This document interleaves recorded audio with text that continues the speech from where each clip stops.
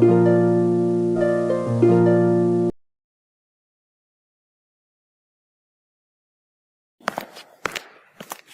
माँ, आपने गीजर ठीक नहीं करवाया क्या? अरे हाँ, मैं बताना भूल गई। अरे वो मिस्त्री आया था, कह रहा था कि इसमें बहुत खर्चा है, तो इसे ठीक कराने से बढ़िया है कि नया ही ले लो। अच्छा, तो नया ले लो ना फिर। कैसे ले लें बेटा, घर की हालत तुझे पता नहीं क्या। तेरे पापा की पेंशन पर ही तो पूरा घर चलता है।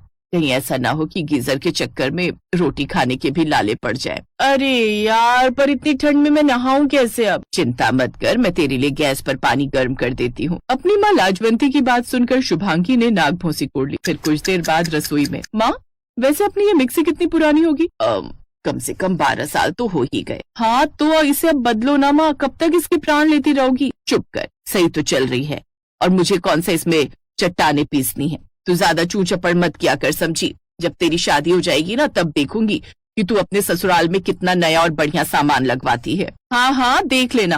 और आप जब मेरे घर आओगी ना, तब देखना आपको सब कुछ टिप टॉप मिलेगा एकदम। ऐसे थोड़ी कि नहाने जाओ तो गीजर खराब, खाना बनाओ तो मिक्सी खराब, और कहीं जाओ तो मोटरसाइकिल खराब। अब इसमें मोटरसाइकिल कहाँ से आ गई है?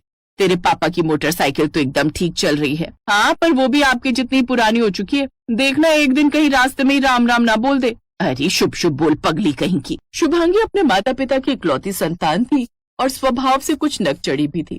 ऐसे ही कुछ दिन बाद, शुभांगी, ओ शुभांगी। हाँ माँ, बताओ। ये ले, आ गया तेरा नया गीजर, अब नहा जितना नहाना है। अरे वाह, ये हुई ना बात। अच्छा, और नई मिक्सी? तू अभी पिटेगी की बाद में? बाद में। ऐसे ही कुछ और साल बीत गए। शुभांगी की शादी किशन नाम के लड़के से हो गई और शादी के दिन, देख शुभांगी, मेरी बात ध्यान से सुन। तेरे ससुराल वाले बहुत अच्छे हैं। अरे सोच, लड़का अच्छा कमाता है, शहर में मकान है, फिर भी एक पैसा दहेज नहीं मांगा। तेरी तो किस्मत खुल गई बेटा। अरे महल में जा रही है तू, मखमल का बिस्तर होगा, नौकर चाकर होंगे, लंबी सी गाड़ी होगी, गीजर, वॉशिंग मशीन, सारी सुविधाएं होंगी वहाँ। अच्छा माँ, मैं बहुत खुश हूँ, पर इतनी सुविधाओं के साथ मैं रहूंगी कैसे? कोई ना, धीरे धीरे आदत पड़ जाएगी तुझे। शुभांगी तमाम सपने लिए हंसी खुशी अपने ससुराल के लिए रवाना हो गई। फिर जैसे ही वो अपने ससुराल पहुंची तो उसकी आंखें फटी की फटी रह गईं। उसका ससुराल एक ऐसे घर में था जहाँ सालों से रंग रोगन नहीं हुआ था।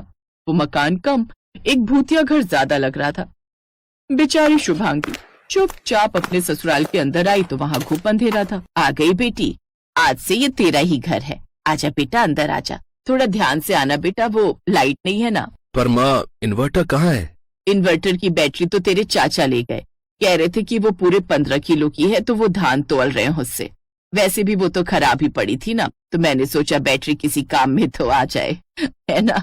अपनी सास लीलावती की बात सुनकर शुभांगी के चेहरे की हवाइयां उड़ गई। लीलावती उसका हाथ पकड़कर उसे उसके कमरे तक ले जाने लगी। घूंघट निकाले शुभांगी बस अंदाजे से चल रही थी कि तभी उसका सिर दरवाजे से टकरा गया जो टूटा हुआ था। ओहो, तुझे कितनी बार कहा किशन, इस दरवाजे को ठीक करा ले, पर तू मेरी सुनता ही नहीं। माँ, वो 6 महीनों से टूटा पड़ा है, और आपने कब कहा मुझसे? चुप कर, बहुत बोलता है तू। बहू आराम से आना। हाँ जी जी मम्मी जी। शुभांगी ने अपने कमरे को ध्यान से देखा। सुहागरात के लिए कमरे में सजावट के तौर पर 2 प्लास्टिक के छोटे छोटे गमले रखे थे और बेड के पास जमीन पर एक चादर पड़ी हुई थी। अरे लगता है ये चादर यहाँ किसी ने गलती से बिछा दी, मैं इसे उठाकर रख देती हूँ। अच्छा एक बात सुनिए जी। हाँ हाँ, कहो ना। ये दरवाजा तो टूटा हुआ है, तो फिर आप समझ गए ना। किशन ने अपनी पूरी ताकत लगाकर दरवाजे को उठाया और उसे बंद कर दिया। ये देखकर शुभांगी ने राहत की सांस ली, लेकिन दिक्कत ये थी कि अब वो कुंडी खुलने का नाम ही नहीं ले रही थी। इसे जल्दी खोलिए वरना लोग क्या कहेंगे कि हमने अभी से कुंडी लगा ली। दोनों पति पत्नी दरवाजे को खोलने की कोशिश करने लगे, पर वो उन दोनों से खुला ही नहीं। तो थक हार कर दोनों जाकर बेड पर बैठ गए, लेकिन जैसे ही वो बैठे तो उनका बेड टूट गया और वो दोनों जमीन पर गिर पड़े। अरे क्या किया? हाँ हाँ, नहीं नहीं माँ, ऐसी कोई बात नहीं है। पलंग तोड़ दिया क्या किशन? चिंता मत कर, देख जमीन पर चादर बिछी होगी, गद्दा डाल ले जमीन पर और उसी पर चादर बिछा ले। अच्छा, तो इसीलिए माँ ने जमीन पर चादर बिछाई थी।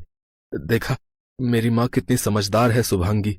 शुभांगी ने गुस्से से किशन को देखा। फिर आधी रात को उसे प्यास लगी तो वो चुपचाप उठी और पानी के लिए फ्रिज ढूंढने लगी। उसने मोबाइल की रोशनी में फ्रिज ढूंढी निकाला, लेकिन जैसे ही उसने फ्रिज खोला तो उसने देखा कि उसके अंदर तो नमकीन, बिस्कुट और चीनी का डिब्बा रखा हुआ था। हे भगवान, ये क्या है?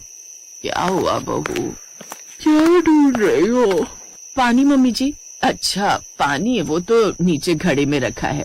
ये फ्रिज तो खराब पड़ा है तो इसमें बिस्किट, नमकीन और चीनी रखने लगे। चींटियां नहीं घुस पाती ना फ्रिज में, इसीलिए। शुभांगी के होश उड़ चुके थे।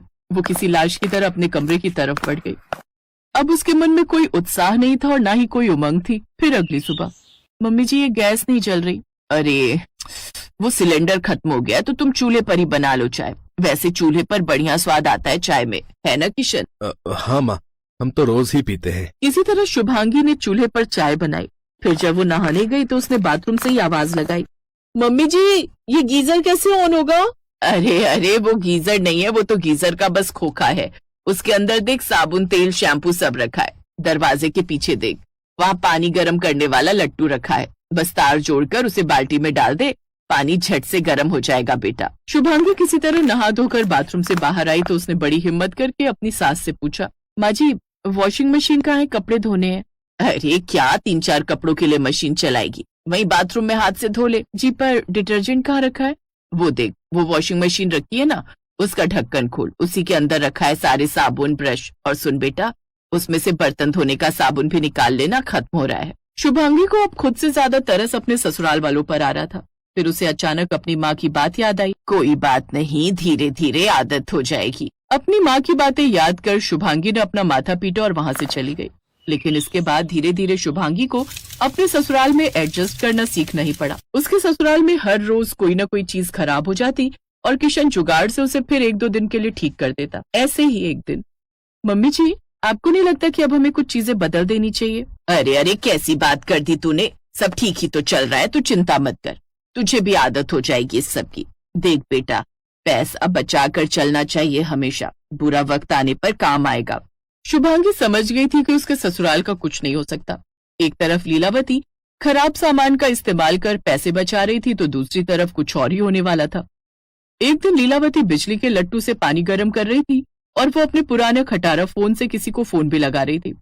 तभी उसका फोन हाथ से छूटकर उसकी बाल्टी में गिर गया। फोन बचाने के चक्कर में लीलावती ने करंट वाली बाल्टी में हाथ डाल दिया।